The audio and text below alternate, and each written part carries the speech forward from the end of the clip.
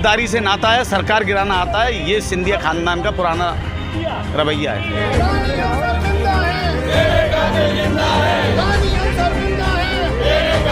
रहना भी दुश्वार हो गया। इस सरकार को हटना बहुत जरूरी है।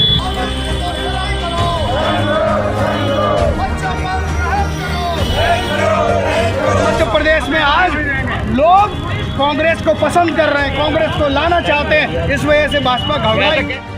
मध्य प्रदेश में विधानसभा चुनाव बेहद नजदीक हैं। इस बार एमपी में बीजेपी और कांग्रेस की सीधी टक्कर है। ऐसे में कांग्रेस महासचिव प्रियंका गांधी ने कल सिंधिया के गढ़ यानी ग्वालियर में आयोजित जनाक्रोश रैली को संबोधित किया, जहां उन्होंने बीजेपी को जमकर घेरा और कांग्रेस के पक्ष में माहौल बनाने की पूरी कोशिश की। मगर क्या प्रियंका गांधी इस कोशिश में कामयाब रही, ये जानने के लिए हमारे संवाददाता गुड्डू मिश्रा ने सीधे जनता से बात की और जाना कि एमपी में किसकी सरकार बन सकती है और प्रियंका गांधी के दौरे के बारे में लोगों के क्या विचार हैं। देखिए एक खास रिपोर्ट।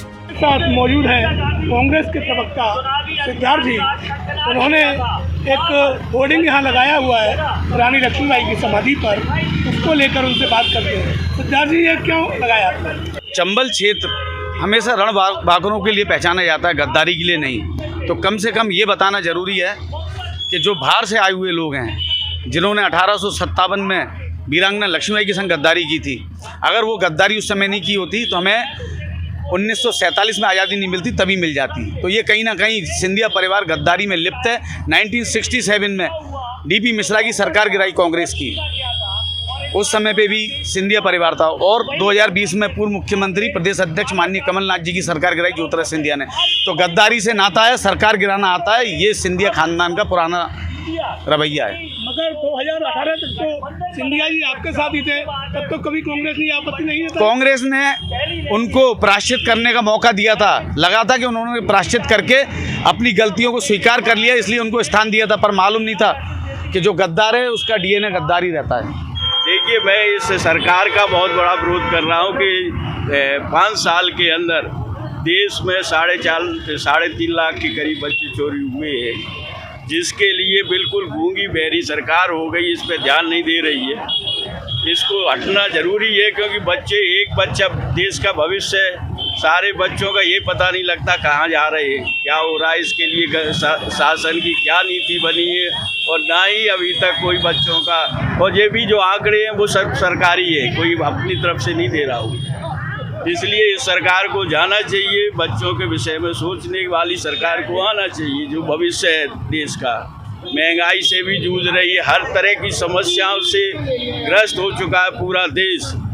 भविष्य ऐसा लगता है कि बिल्कुल अंधकारमय हो चुका है, रास्ता नहीं दिखाई देता किसी भी व्यक्ति को।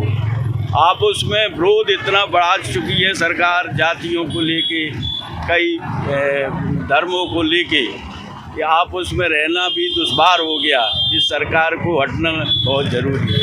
अभी तक आपके साथ सिंधिया जी 2018 तक थे, तब तो आपने कभी उनका विरोध नहीं किया, अब उनको गद्दार क्यों कह रहे हैं? जब इस समय सरकार कांग्रेस की थी पिछली बार भी, तो उन्हीं के द्वारा हटाई गई सरकार है, तो इसको क्या कहेंगे? विरोध में कहें या किसी चीज़ में इन व्यक्तियों को क्या कहेंगे? मध्य प्रदेश में आज लोग कांग्रेस को पसंद कर रहे हैं, कांग्रेस को लाना चाहते हैं, इस वजह से भाजपा घबराई। क्या लिखा है पोस्टर में? उसमें सत्य लिखा है। आप बोलिए, बताइए, यहाँ बताइए। 1857 में क्या हुआ? 1857 में क्या हुआ वो लिखा है। किसने गद्दारी की? किसने गद्दारी की? 2020 में गद्दारी की।